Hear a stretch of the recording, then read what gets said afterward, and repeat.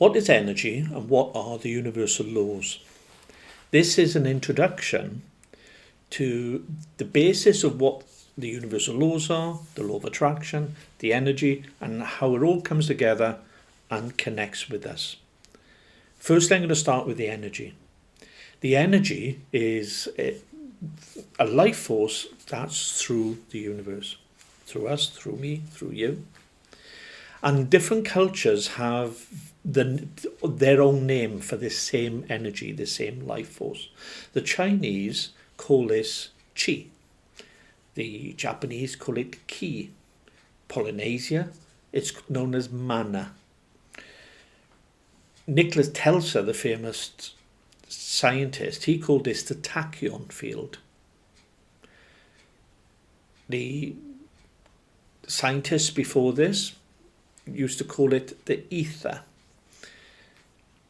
Mundane scientists who are on the cutting edge of things, the quantum physicists, they call this the 0 point field. I'm simply going to call this the energy. So this energy permeates all living things, all through the planet, through the universe. And the way that it works is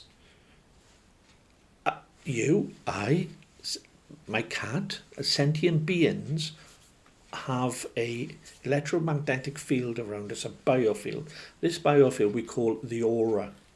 Now the aura has different levels, and each level corresponds to a different part of our well-being, our physical body, our emotional states, our spiritual levels and so forth.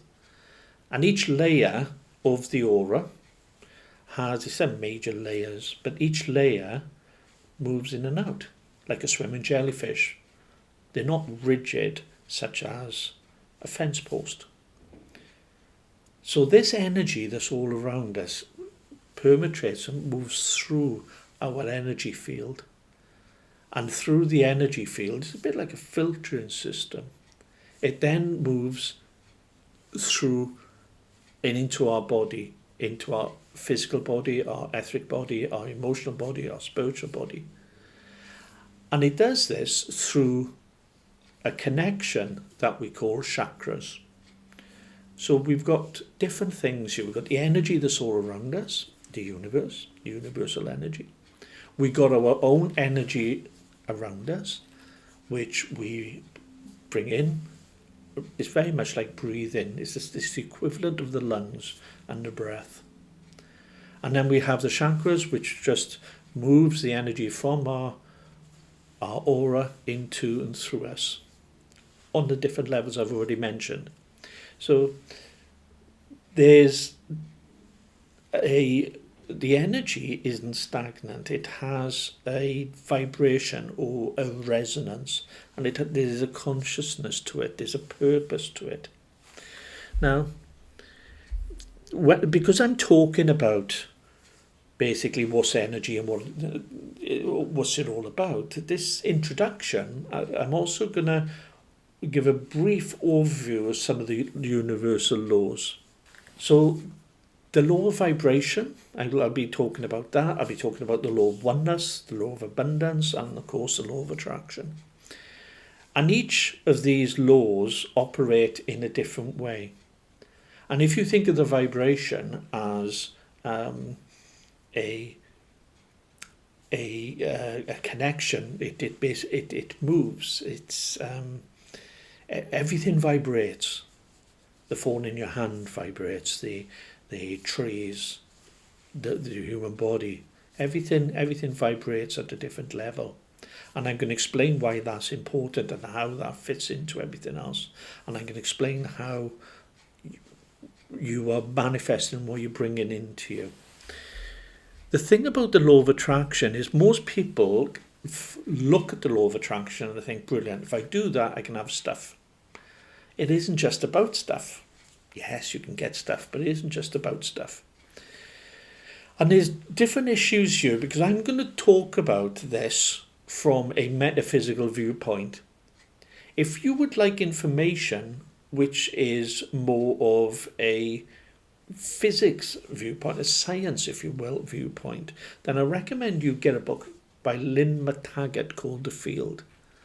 And in that, Lynn was, at the time of writing that book, a journalist, and she interviewed various quantum physicists to find out what they were doing with the quantum field and how they were interacting with it. And the discovery she made, she then spoke to a bunch of metaphysical people. I might be doing a book injustice, but bear with me. I'm recommending you get it, so that's a good thing, I suppose. And she could understand how, and she made it very simple to understand how science is catching up with what the metaphysical people have been saying for a long time. So if you're interested in that, it's called The Field, and it's by Lynn McTaggart. I don't get anything for that, so I just recommend it. One of the earliest, most successful books on the law of attraction was Think and Grow Rich by Napoleon Hill. That first came out in 1937, and the first edition talked about vibration and energy. And the subsequent editions after that first one didn't. And the reason for that, you can check this out and you can find it yourself. The reason for that is the publishers thought it might be too kooky and wanted to reach a wider audience. And they obviously succeeded. But removing the vibration or the resonance or talking about that part of things brings the book down to a level of positive thinking. And what I'm suggesting is that if you use the various laws, then it goes way beyond wishful thinking. So this is an introduction into what the energy is around us and the total things I'll be talking about and why they're important.